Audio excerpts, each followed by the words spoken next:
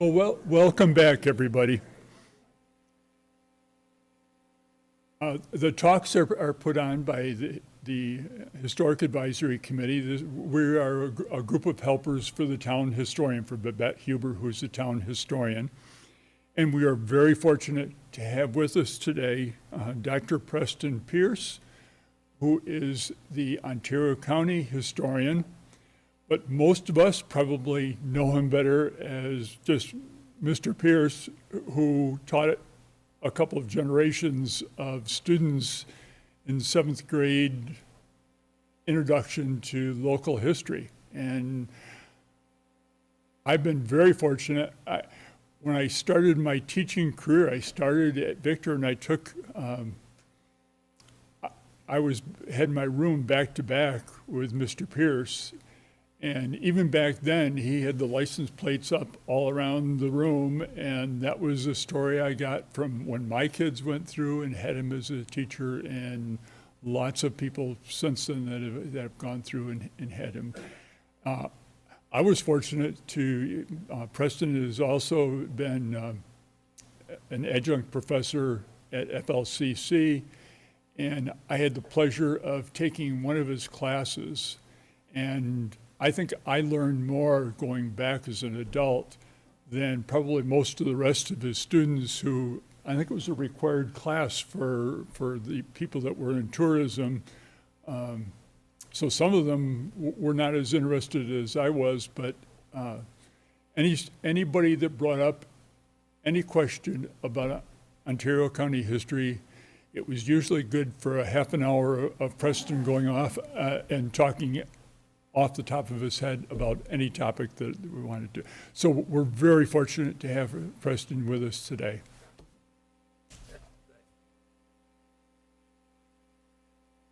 And I'm happy to be here today. I see some folks out in the audience that I haven't seen for a while, but I do recognize. You've changed, I've changed. One of the odd things for me about being the county historian in particular is that I think I've gotten to the point where I'm now actually part of county history. I don't just recount it, I am. This is my 43rd year as the county historian, and so I've been around a while, and probably will continue to be around a while. I have a feeling they may carry me out of the Ontario County Record Center. I don't want to spend a lot of time talking about me. You came to find out a little bit about some of the veterans of World War I. I want to tell you a little bit about how this program today came about. It really started, I want to say it started 8 years ago with the centennial of the First World War's ending in 2018, but it began actually before that, because I began thinking somewhere around 2014, 2015, that we were going to have a centennial observance, and yet the study of local history seems to get stumbled in time. It seems to get clogged up in the early 20th century. So everybody thinks of the Civil War as being interesting. Everybody thinks of the American Revolution, and hopefully you're thinking about that a lot this year, because this is going to be a very significant year for that. But even now, with the 20th century being long over, people tend to think of the 20th century as being, well, that's just yesterday. That's something mom and dad did, or grandpa, or something of that nature. And we don't really keep much in the way of records. And that was true also about the first great cataclysm of the 20th century, World War I. So what I decided to do was to start from the ground and to build a kind of a database to hunt down the final resting places of the veterans of World War I who were buried here in Ontario County. Now, saying veterans who are buried here is not the same as saying all the veterans from Ontario County, because quite a few of them eventually left the county and they're resting elsewhere. some of them in Europe. So what I did over the next several years is I walked every cemetery in the county and photographed the graves of the World War I veterans, did a little research about each of them, enough to document veteran status. That was really required because probably at least half of the veterans of World War I do not have a government headstone. The tradition of the typical VA plaque or headstone that veterans receive today didn't really get a start until World War II. There are a number of World War I veterans who have them, but they are the ones who survived the war by several decades and got into the great crowd of veterans after 1941 who got a gravestone for World War II, and that continues on to this day. So what you're going to be seeing today is a kind of a sampling. We're going to be having, before we know it, Memorial Day arriving. There will be opportunities to put flags on graves, to think about those who have defended the country and participated in the great wars that are part of American history against one or another of our enemies. And I wanted people to think about those who had served in World War I. And as I began to do this, there were some stories that began to emerge. And I'll mention a little bit more about those as we go along here. But what you're going to see now is, as I say, a representative sample, a little over 30 individuals, both men and women, who participated in the First World War. And some of them went on to participate in the Second World War. Well, this title slide is the county's monument to World War I veterans. It lists the names from Ontario County that died in the war. Unfortunately, it's not complete. There are whole townships that are missing from that monument. But it was put together right after the war with names that were contributed to the town boards in each of the towns. And when you do something like that, there are people who get left out simply because they weren't known. In addition to that, pardon me? It's in the first floor of the courthouse. It's in a place that, unless you spend a lot of time at the courthouse, you don't see today, because it's right by the front door, which is, I won't say permanently closed, but they don't allow anybody to use it. You could get out of it if there was a fire in there, but nobody can go in and out of the front door of the courthouse. So it's right there by the front door, which was widely used in the 1920s when this monument went up. And of course, Victor, like many communities, has a monument by a variety of names. Sometimes it's a war memorial or a veterans memorial or simply a veterans monument to those who have served. Victor has one. It's right outside the door here.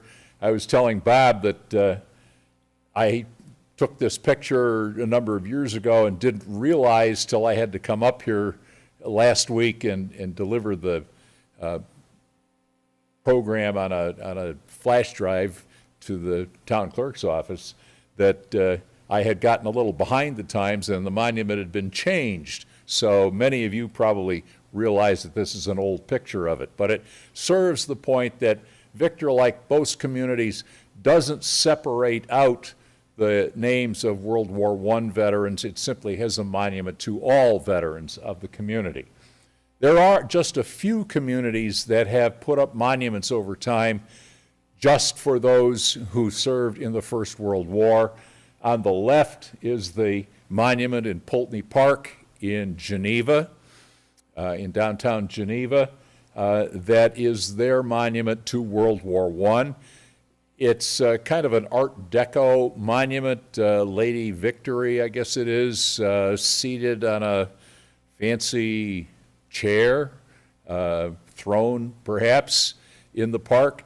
Was put up in the 1930s and was a very controversial monument because it's not very difficult to figure out that that's a female figure. Let's just put it that way. On the right is the monument for the town of Phelps, which is all fieldstone architecture. You can understand from the fact that it actually was put on a postcard, that it was so popular people would send pictures of it as souvenirs of their visit to the town of Phelps. It's also different from other World War I monuments in that it contains the names of several female veterans.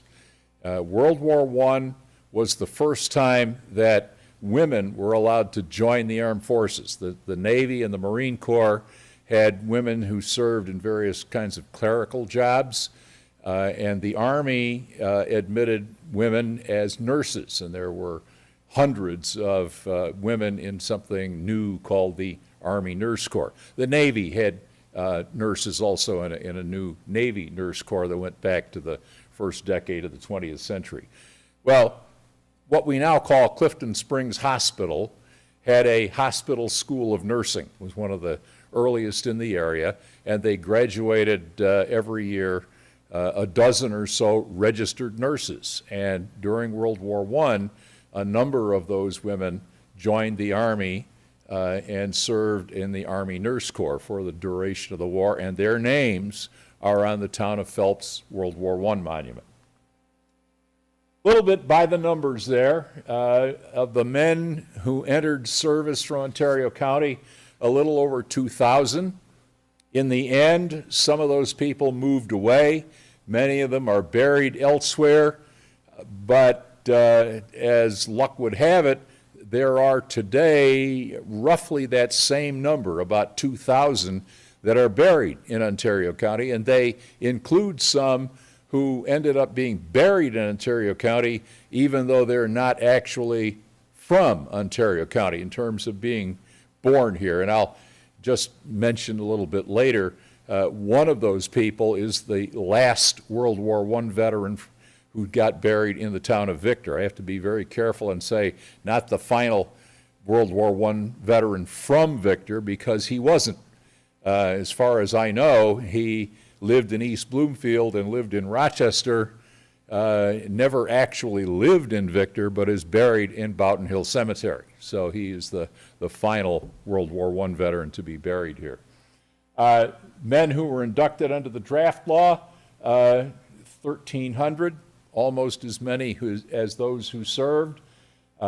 Women who served in the military from Ontario County, we know one who served in the Navy, none who served in the Marine Corps from the county, and I'm not really sure how many, at least 10, perhaps as many as twice that number, who served in the Army as members of the Army Nurse Corps. Residents of the county who died in military service, 80. But of that number, 74% died from disease or accidents.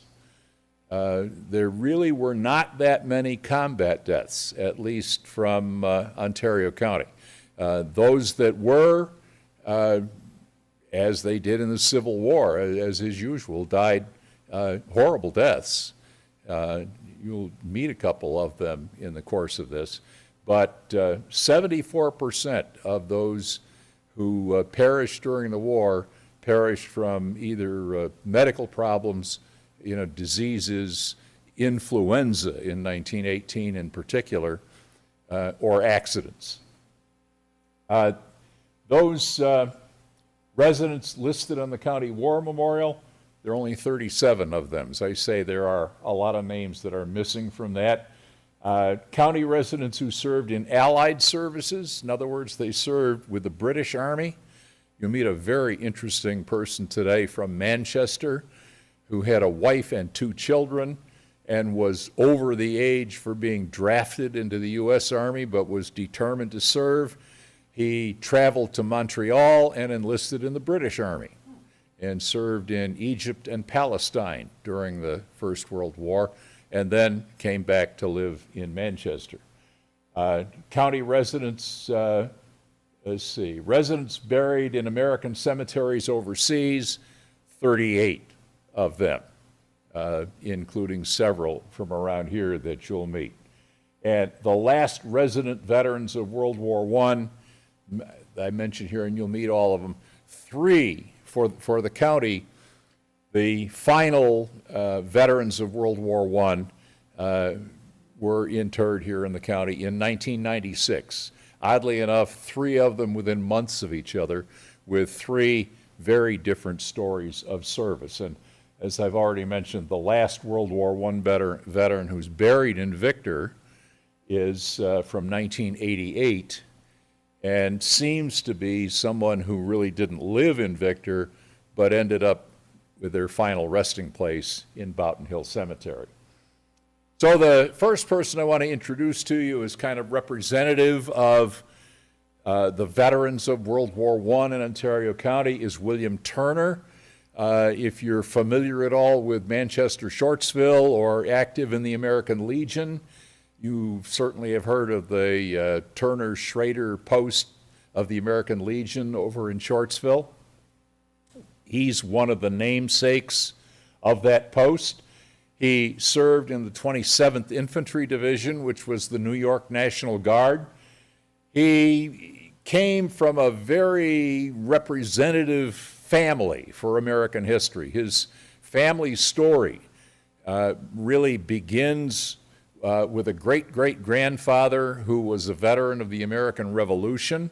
His great-great-grandmother was recorded as being one of the last 5 widows to be a beneficiary of a Revolutionary War pension well into the 1800s. His father had been part of a covered wagon expedition to Kansas, and in fact, he was born in Kansas. As you can see, it's a family that had been very much a part of the broad spectrum of American history. At one point, his grandfather had crossed the Isthmus of Panama before there was a canal there. And William Turner himself had been an employee of the Lehigh Valley Railroad in Manchester before he was drafted. He is one who was buried overseas. That slide in the center there is a screenshot of the picture that you see when you look at the list of graves that are maintained by the U.S. government that you can look at online. It tells a little bit about him. He's buried in the Somme American Cemetery in Bonny, France. Jacob Schaefer is the only soldier who was killed in battle from Naples, from the town of Naples. There's a picture of him there. On the left side is the shoulder insignia for the 77th Infantry Division. You'll see several of those because that division was filled with men from primarily New York State, and the Statue of Liberty was seen as the symbol for New York State. They did a lot of the heaviest fighting on the Western Front in 1918 and accounted for a good many of the casualties. The interesting thing about Jacob Schaefer is that both of his parents were German immigrants who had come to Naples to be vineyardists. And he was raised in Naples, went to Naples High School, and then got drafted. And he was killed by a bursting shell on the Western Front. Howard Helfer was the son of a South Bristol farming family, man who also went to Naples Academy, and had a promising career ahead of him. He had gone to the University of Michigan on scholarship. He had completed 3 years at the University of Michigan when he enlisted in the regular army in a burst of patriotism. He was involved in the battle on the Marne. In fact, he was part of the unit that today has the nickname in the Army as the Rock of the Marne. And that painting on the side there is the painting that was done and published by the Military History Office in Washington. His name was Howard Helfer. If you, for people about the age of those of you in the audience and my age included, if you had anything to do with Canandaigua schools from the 1930s through the 1960s, you would have had contact with his sister. She became a legend in the Canandaigua school system. I'm seeing somebody that apparently knows Edith Helfer. Yeah. She lived right across the street from me when I was growing up in Canandaigua.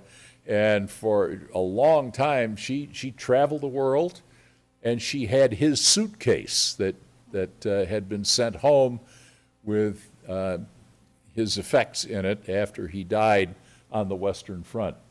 He was every inch a soldier, in the words of his commanding officer. Newton Rogers was a man who had a similar background to that. He came from around Cheshire. He's buried in Cheshire today. There's a picture of him there. But he had an urge to fly. And so after he joined the Army, he was sent to an aviation school in Ithaca that was run by Cornell University. And there he learned to fly. He became an aviator for the Army, and he died in a plane crash over Western France. He was not a victim of the Red Baron or anything like that. He was a victim of an airplane that was not very well designed and unfortunately was known for its crashes, and he was one of their victims. He had just been appointed as a new professor of agriculture. He was a graduate of Cornell, was headed to be a professor of agriculture at the State University College at Cobleskill. And of course, that never came to be. He had a promising career that he gave up and lost. This is Murray Savage. Murray was from South Bristol. He ends up in the regular Army as part of the 82nd Division. Today, that's called the 82nd Airborne Division.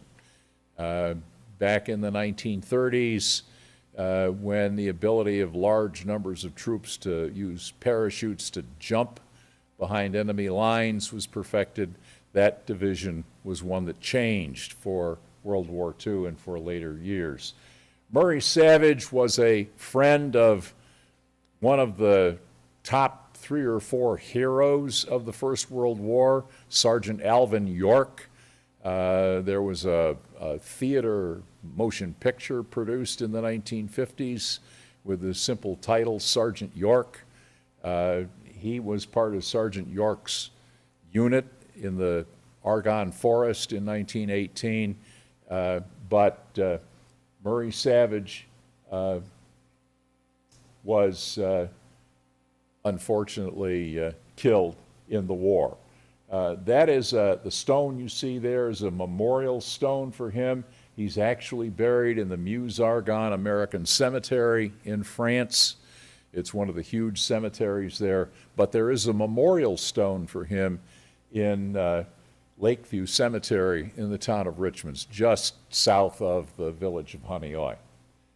Samuel Lemma from Canandaigua was an Italian immigrant to America. There were a lot of immigrants who got involved in the First World War and the American Expeditionary Force. That is his grave in the picture there. there's not an English word on that grave. Everything is in Latin. And for a very long time, people just lost track of him. But he's in Calvary Cemetery, the Catholic cemetery in Canandaigua, and under that stone. He had joined the National Guard prior to the war, volunteered for service, and he had become a medic. And today, his name is on the honor roll that is published by the medical department of the U.S. Army as one of their heroes. He posthumously received the Distinguished Service Cross for going under the barbed wire, under fire, and trying to rescue one of his fellow soldiers who was wounded and exposed. I don't know what happened to the fellow that he tried to rescue, but unfortunately Samuel Lemma did not make it. James Lindsay has an interesting story. James Lindsay was a black man who was born in East Bloomfield and spent most of his time before the war in Rochester.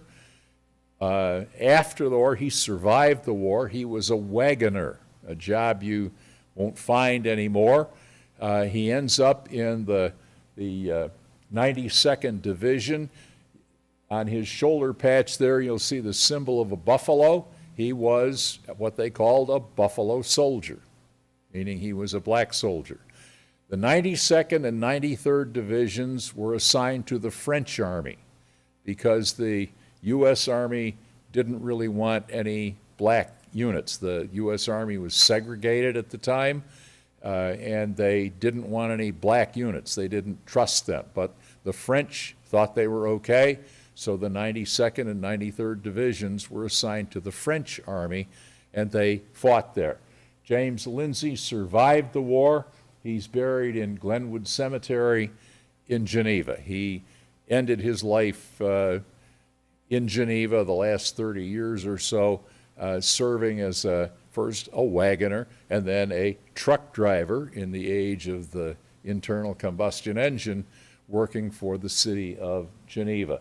And you notice there's a document there on the right, and it has a corner clipped off. That was his draft registration.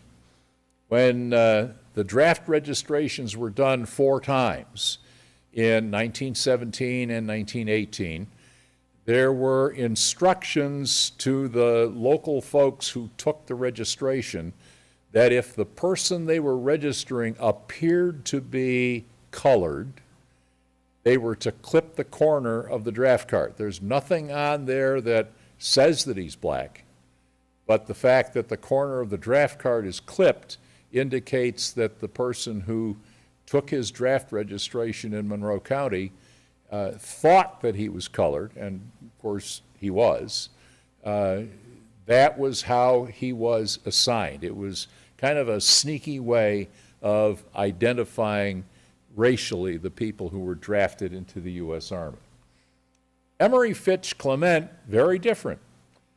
Came from a very prominent political family in Canandaigua. He is a 1907 graduate of the U.S. Naval Academy. He was a teenager when he graduated from the Naval Academy. During the war, he was the captain of the USS Wainwright, a 4-stacker destroyer that was one of the ships that was sent to escort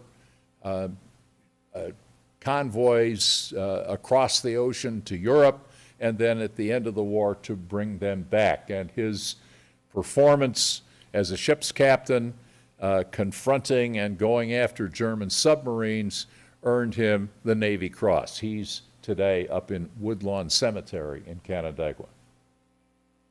Chester Everett came from the town of Canandaigua, and he is the first of those you'll meet today who's actually served in 2 world wars.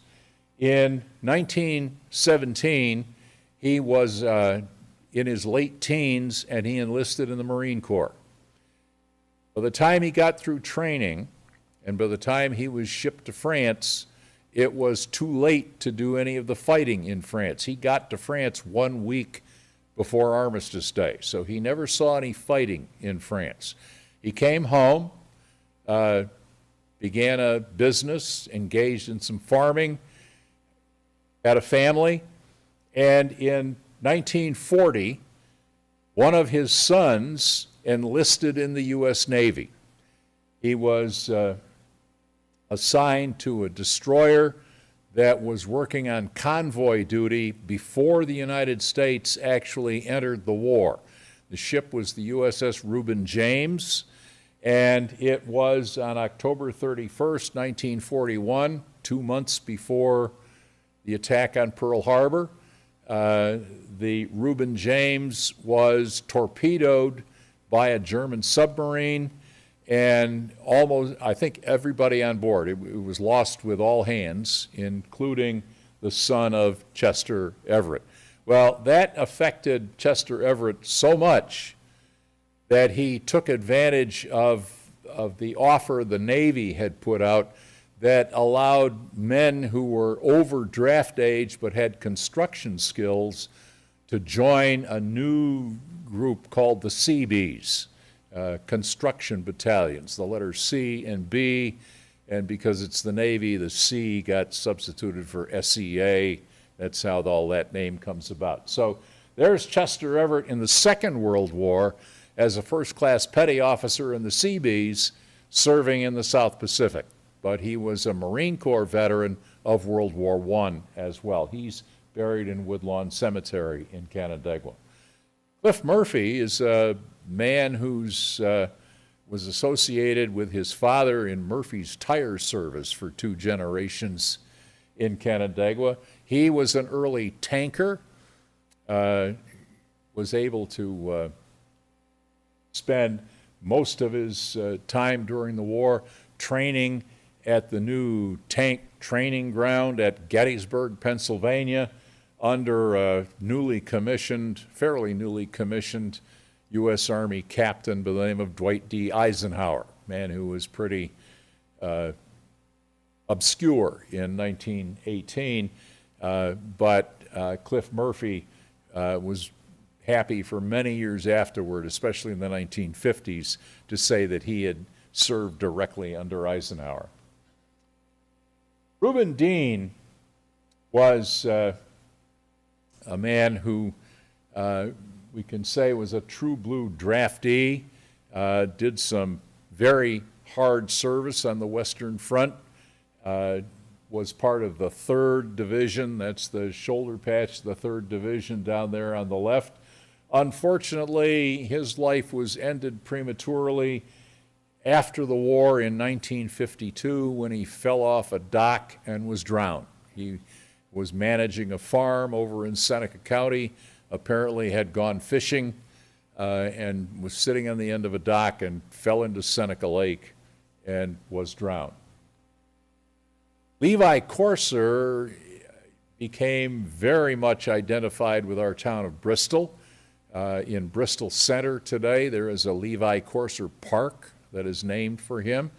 He came home from the First World War, and not too many years afterward, he became one of the first employees of the new VA hospital in Canandaigua. He worked there for more than 30 years and left a tremendous document about aviation in World War I. He didn't fly himself. He was an aviation mechanic, but he was taken by his commanding officer on several inspections of German war plants after the war. After the Germans surrendered, he got to accompany his commander to see aviation factories in Germany, and he left a lot of pictures and information about German aviation that are very interesting to historians today.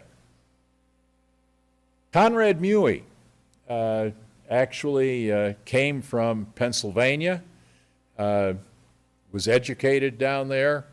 I'm not quite sure why he moved into New York, but he had a job offered to him to become the principal of Naples High School, which he took in the 1920s after the war.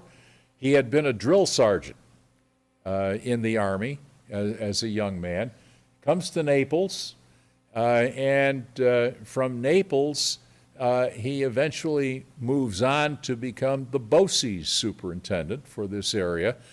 And in the 1940s and 50s, before Victor was a standalone school district with its own superintendent, Conrad Mewey was the guy who was basically the district superintendent that included Victor. And I'm sure you all know the name Al Corbett. It was Conrad Mewey that hired Al Corbett in 1946 and brought him here to Victor. Doc Evans is known to folks who around Canandaigua for his name being applied to an athletic field. And that's the way most people in Canandaigua know Doc Evans. He had been a member of the National Guard in Rochester. He was part of the 107th or 102nd Medical Company. And because he had been a medic, that's where he picked up the name Doc. So he gets called up in 1916. He serves on the Mexican border with a unit chasing Pancho Villa. And then in 1917, when the New York National Guard is called up to serve on the Western Front, he becomes part of the 27th Infantry Division. And he was a first sergeant by that time in the 102nd Medical. That's T. Harlan Doc Evans. When he retired as a vice principal and director of athletics at Canandaigua Academy in the mid-1950s, they named the athletic field after him. So if you have ever been to Evans Field today, they don't use it for anything except intramural play, I guess. But many of you certainly have the experience early on, maybe with your children or whatever, playing against the Canandaigua schools. The games for many years were on Evans Field, and it's named for Doc Evans. Floyd Brown, not a slacker. You know, I thought when I first began hearing the name slacker as a kind of an insult, and I think I first began to hear it in maybe the 1980s, I thought it was a relatively new term. Turns out people were being called slackers as early as 1900, meaning somebody that could not be depended upon, somebody that didn't do what they were tasked with doing. And during the First World War, people who were supposed to show up to be registered for the draft or who were supposed to show up to serve and didn't were referred to as slackers. In some cases, they just didn't want to, or they had scruples, anti-war scruples or something. In some cases, they were simply people who got missed somehow or misidentified. The one case that I find kind of amusing was a young man in Canandaigua who wrote to his draft board, and his letter is on file today. The records of the Canandaigua Draft Board are kept by the Ontario County Department of Records and Archives, and his letter is in there to the president of the draft board. He had received a threat, you know, you didn't show up for your induction, and they didn't use the word slacker, but he was threatened with prosecution. So he writes this letter and says, I would have been there, I really would have, but my drill sergeant here at Paris Island wouldn't let me go. So there were people who got identified as slackers who shouldn't be. And Floyd Brown was one of those. He was from Geneva. They published his name in newspapers across the state. There were slacker lists that were being published under public pressure to embarrass those that did not do what they should have done for the draft in World War I. And Floyd Brown's name was on there. The American Legion post in Geneva, however, knew him. They knew that he had participated in 4 battles overseas, that he'd done arduous service, and they went to bat for him, and the result was that headline in the Geneva Daily Times in 1921 that said, he was in many battles, not a slacker. Floyd Hiram Brown of this city did valiant service overseas despite charges of slackerism. That was one of the embarrassing things that happened in an attempt to, settle the score with people who didn't do what they should have done. An awful lot of names of other people got included. Floyd Brown was one of them. Here's our one woman who served in the Navy. Her name was Mamie Lee Ogden. She was a 1917 graduate of what we now call RIT in graphic arts. And she was in New York City beginning to practice her profession in 1918, and she decided to enlist in the Naval Reserve Force. When Congress passed the law creating the Naval Reserve Force in 1917, somebody came to the Secretary of the Navy and said, the law that creates the Naval Reserve Force says that anyone interested in serving the Navy is eligible to join the Naval Reserve Force. And he says, does anyone mean women? And the legal counsel for the Navy said, yes, anyone is anyone. So this is where women, for the very first time, become actual members of the U.S. Navy. It's during World War I. And Mamie Lee Ogden became what was called a yeoman F. Yeoman, a clerk, but they had in parentheses F for female. So a yeoman F. But the newspapers invented a name that really got the Navy very red in the neck. They referred to these people as yeomanettes, which was never an official name, but you see it to this day published as various references to women in World War I. I just picked up a book about the history of women in the Navy, and the title of the book is From Yeomanettes to Fighter Jets. And it's a nice alliterative title, so I see why they took it. But it is just yet another example, more than 100 years later, of this term yeomanette still living around. Later in life, after the war, she was hired by the government during World War II when they were building the Pentagon to be the chief of graphic arts designing the interior of the Pentagon. Now, I'm sure there have been a lot of changes made since then, but when the Pentagon was first built during World War II, she was the head of graphic design for the interior of the Pentagon. So her service to the country was in both civilian and military. Evangeline McLouth was from the town of Manchester. She was part of Base Hospital 19, which was created around the medical staff of Rochester General Hospital.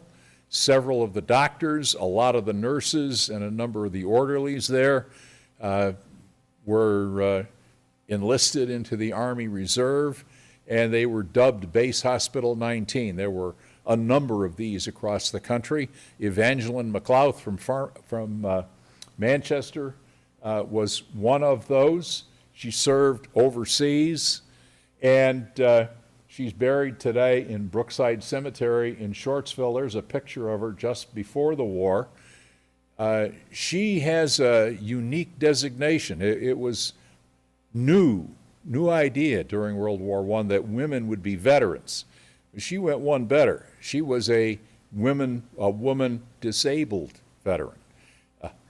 Her disability being largely of the lower back variety, probably from maneuvering patients in the cramped conditions that they served. And of course, in Victor, you would know the name Camilla Sale. She also served in Base Hospital 19, graduated from the F.F. Thompson School of Nursing, and was one of the first registered nurses in New York State. She had been serving in the Rochester Homeopathic Hospital, but became part of Base Hospital 19 as well. There's a picture of it there on the right. Base Hospital 19 was in Vichy, France, and what the government did was to take over 5 small hotels and convert them to a hospital unit not very far from the Western Front. They received a flood of casualties from the Meuse-Argonne battles, and they weren't exactly on the front, but they were a frontline medical unit. Camilla Sale came back from the war. She served at Rochester General as a registered nurse for a while, I think Strong Hospital as well. She was a private duty nurse. At the age of 88, she was admitted to the Canandaigua VA Hospital, and she was, for a while, the only female patient at the Canandaigua VA Hospital because women veterans were so new. This is Harrison Ward. He's another man who served in both World Wars and in 2 services. Harrison Ward was living in Brooklyn when the war broke out. He enlisted in the Naval Reserve Force as a pharmacist mate. He eventually became an aviation mechanic. And after the war, in 1928, he was serving at Rochester General Hospital, and he was recruited to be a medical officer with the 102nd Medical Unit of the New York Army National Guard in Rochester. In 1940, they were called up for World War II. He ends up serving 5 years active duty in the South Pacific as an Army doctor, and then comes home from there, serving at Strong Memorial Hospital for a while, and then retiring. He's over in Lakeview Cemetery in the town of Richmond. His family had property in the town of Richmond, and I guess in the town of Canadice, and that's where he's buried today. Michael Costello is a man who just didn't know when to quit. He joined the Army at the age of 48. He had grown up in the town of Canadice. He'd attended Geneseo, was then Geneseo State Normal School. He had been a teacher for a while, and then he decided he wanted to be a doctor. And somehow or other, he found his way to Washington, D.C., and went to the medical school of George Washington University, comes back to New York, practices mostly in rural areas in Yates County, around Penn Yan, and in 1918, he becomes an Army doctor. He doesn't go overseas, but he is at Plattsburgh Barracks and a number of other places. He's buried at St. Mary's Cemetery in the town of Richmond today. Marion Schuyler came from the eastern part of New York, one of the Mohawk Valley counties, and he ends up in the Army as part of the brand new Veterinary Corps, taking care of horses. Well more than half of the transport of people and supplies in the military during the First World War was done with horse or mule-drawn vehicles. And he is one of the men who is charged with taking care of them. He is a man who is responsible for the maintenance of stables. After the war, he moves to Naples, buys the Naples Hotel, gets involved in Democratic politics, and for quite a while was the county chairman of the Democratic Party here in Ontario County. He's buried in Rose Ridge Cemetery in Naples today. This is Charles Fierro, town of Manchester. He's the guy who was determined to serve, went to Montreal, enlisted in the British Army, and served on Malta, and then in Egypt and in Palestine. And then after about 5 years service, comes back to the United States and back to live in Shortsville. There's his tombstone there in Brookside Cemetery. I would hope all of you know the name of James Cook. The American Legion post here in Victor is named for James Cook. Cook was an immigrant from England. He was living and working in Victor and Farmington, working for the insulator plant here in Victor at the time that he was drafted. He is part of that 77th Division that took so many casualties during the First World War. He was killed in the line of duty, and there is his page from the American Battle Monuments Commission that indicates his burial overseas. George Schrader, the other soldier for whom the American Legion post in Manchester, Shortsville, is named. There's a picture of Schrader there and his insignia as part of the 78th Division. The lightning refers to a folklore phenomenon in southern New Jersey called Jersey lightning. It's a phenomenon that apparently happens on the flatland near the ocean in southern New Jersey, and that became the symbol for the 78th Division, which was primarily filled with men from New Jersey. And how Schrader ended up in that is anybody's guess, but he was part of the 311th Infantry that was part of that. He was not an immigrant himself, but he was the son of German immigrants, like the soldier from Naples that I showed you earlier. There's his family's burial stone in North Farmington Cemetery over by the Friends Church in Farmington. And right at the bottom of it, it's got his name, George C. Schrader, on that. But he's not there. That's a memorial stone.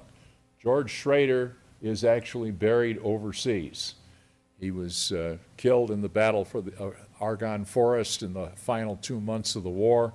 And that's the American Battle Monuments Commission page that shows where he's buried and the date of his death. The first young man from Victor to die in the war was William Patrick Fannier. He was 17 when he joined the Navy. His service was very brief.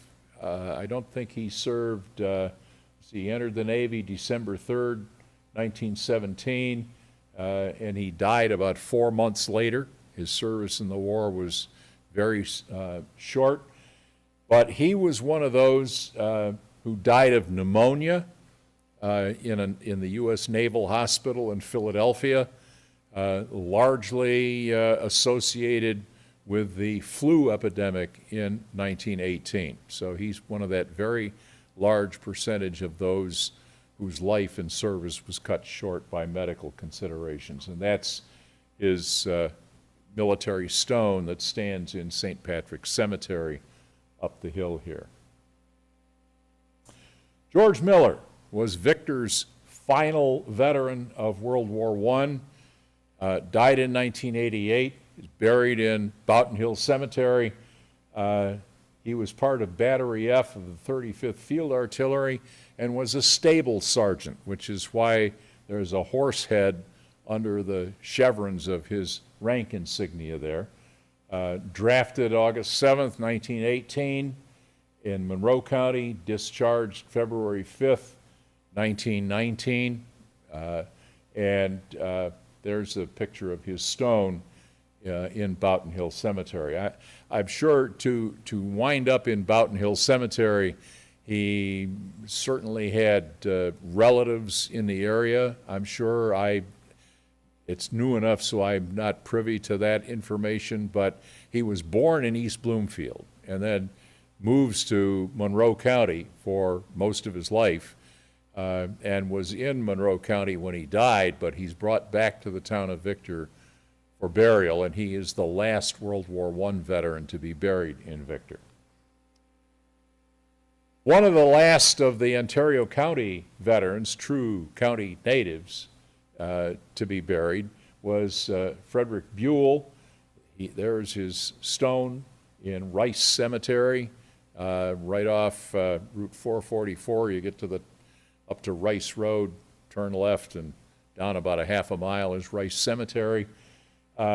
Buell's service in the First World War was in Harvard Yard. He was part of a group called the Students' Army Training Corps that were drafted for World War I, sent to college campuses for generalized training, but then the war ended before they actually ever got to be anything. But they had served in the Army for anywhere from 1 to 4 months. They were drafted, and so they were veterans. And he came home from that and spent the rest of his life in the towns of Canandaigua and East Bloomfield as a farmer. But he is one of the final Ontario County veterans of World War I. Elmer Wheeler was the second of the 3 finalists from Ontario County. He is buried in East Bloomfield, native of East Bloomfield. He had served in World War I. He had served overseas.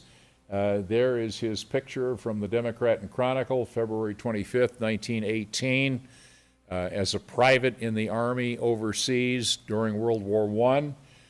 When World War II came along, he resigned from his position as a phys ed teacher in the Rochester City School District and accepted a commission in the Army as an officer in the Air Corps. And he didn't go overseas again, but he spent his time in World War II as a training officer and a camp commanding officer in a number of small military camps, training aviators, training pilot candidates for the Second World War. So there is a picture of him as Lieutenant Colonel in the U.S. Army during the Second World War. This man, Llewellyn Bassett, was the very final Ontario County resident to die in Ontario County and be buried in Ontario County. He died in 1996. You notice all 3 of the last ones did that, 1996. There's a picture of him. He's the man kind of sideways on the lower right of that Democrat and Chronicle picture from 1960. He spent most of his years working for the Naples Central School District as a business manager. I actually had the privilege of meeting him in the 1980s, and he talked about his service during the war. He had actually been sent to a port of embarkation and was part of a large group of soldiers who had actually been loaded on a ship headed for France in November 1918. They got just outside New York Harbor, and they were told that the armistice had been signed. The ship turned around and brought them right back into New York. So the only overseas he got was to get out of New York Harbor and then back in again. He laughed about that a great deal. He had a huge reputation for public service in Naples. He was a member of the Rotary Club. They said worked for the school district. He'd been involved in an automotive dealership in Naples. Man, it was very, very highly thought of. There is his headstone in Rose Ridge Cemetery in Naples, and he was the very last World War I veteran to be buried in Ontario County.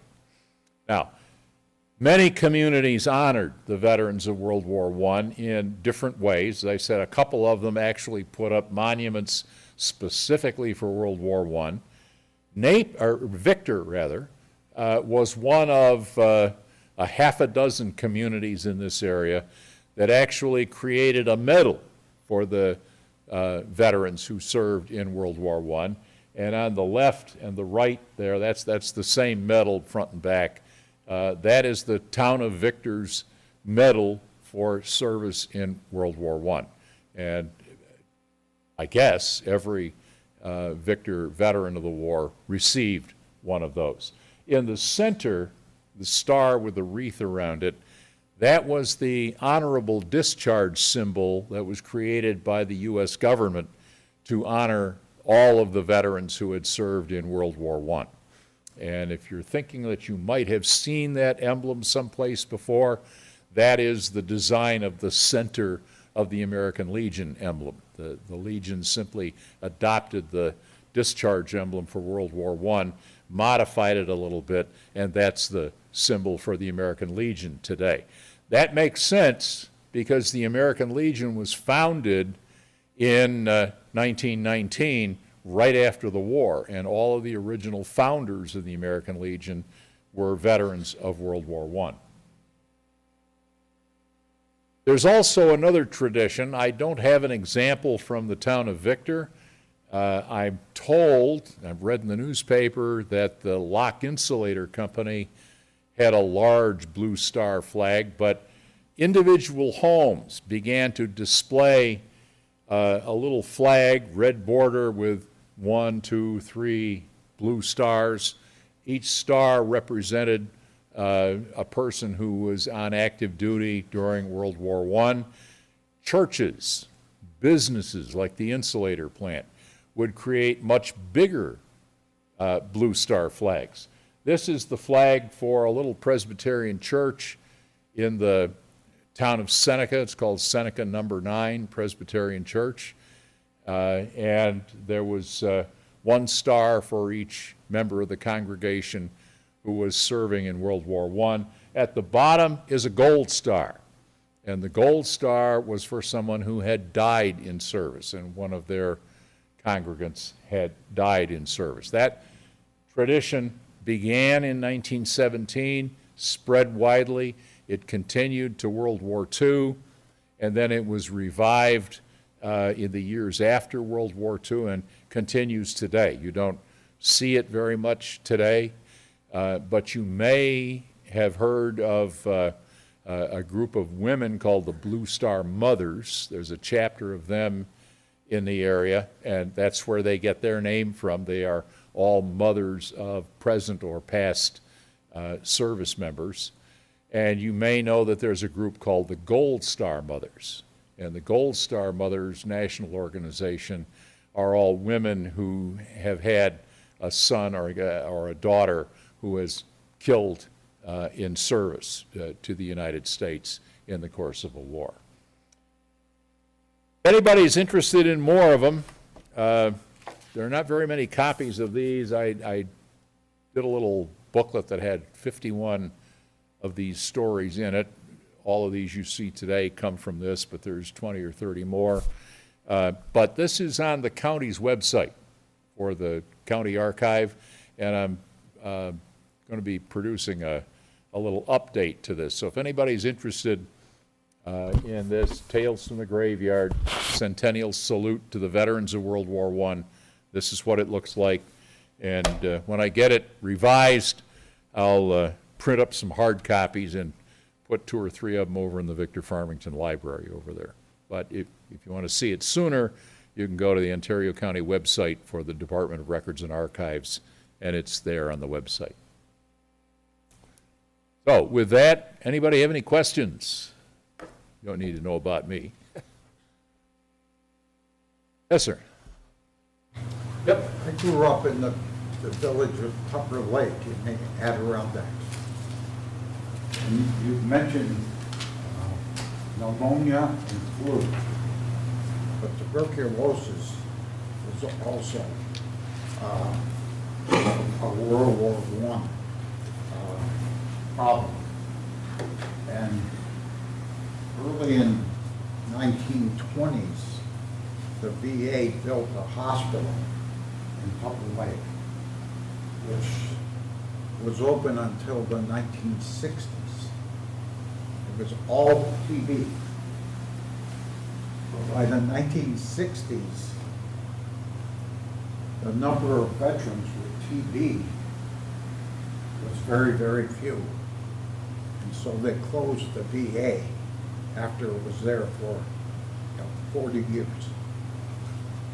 And the American Legion had a camp up there for TB. And they really promoted that. Not only, I don't know about Tupper Lake, but in the Saranac area. Well, the American Legion Mountain Camp Yeah, was at one end of Big Tupper Lake. okay. And they had two infirmaries, a large one for men veterans and a smaller one for women veterans. They had cottages, they had dormitories. Some veterans would go up there for a week in the summer. That property closed maybe 40 years ago, 40, 50 years ago. I mean, it was a beautiful, beautiful place.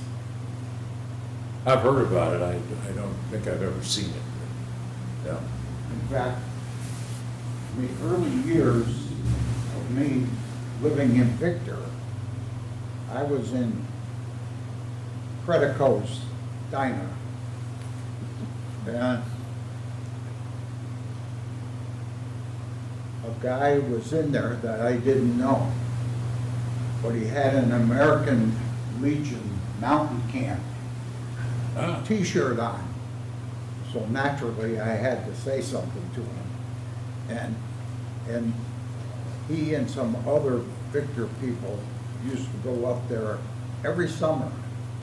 I think his name was Jimmy Richardson. Lived on West Main Street. Yeah, that was their summer vacation.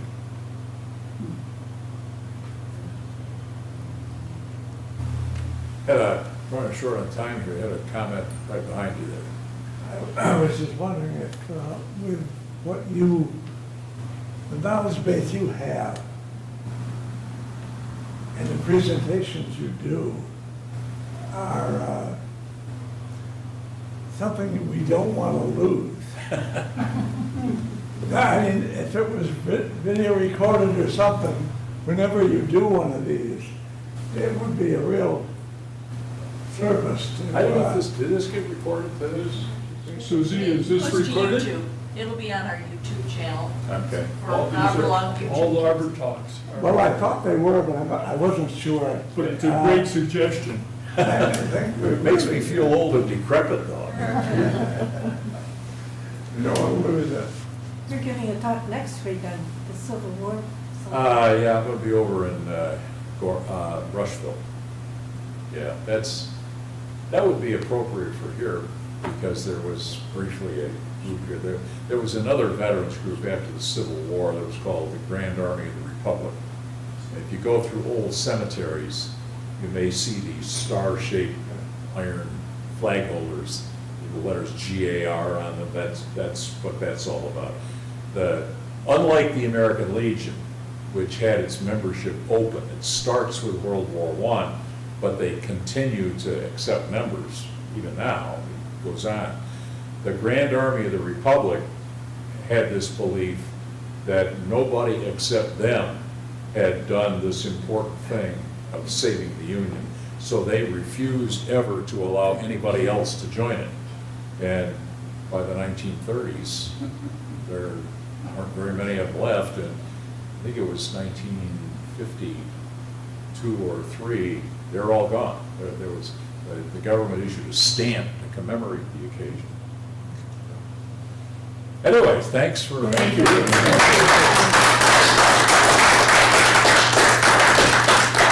You amaze me how all this stuff comes off of your head and you're not.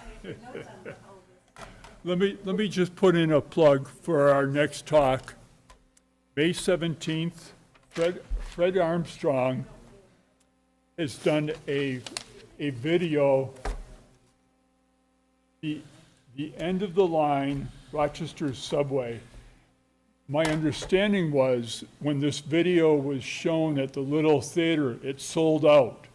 So we're very fortunate to have Fred here and presenting the video for us. So that's May 17th. He did one 25 years ago. I understand this is an update. Right. That he's In fact, I improved. think he was It's here. really and good. Showed So- the first one, but yes.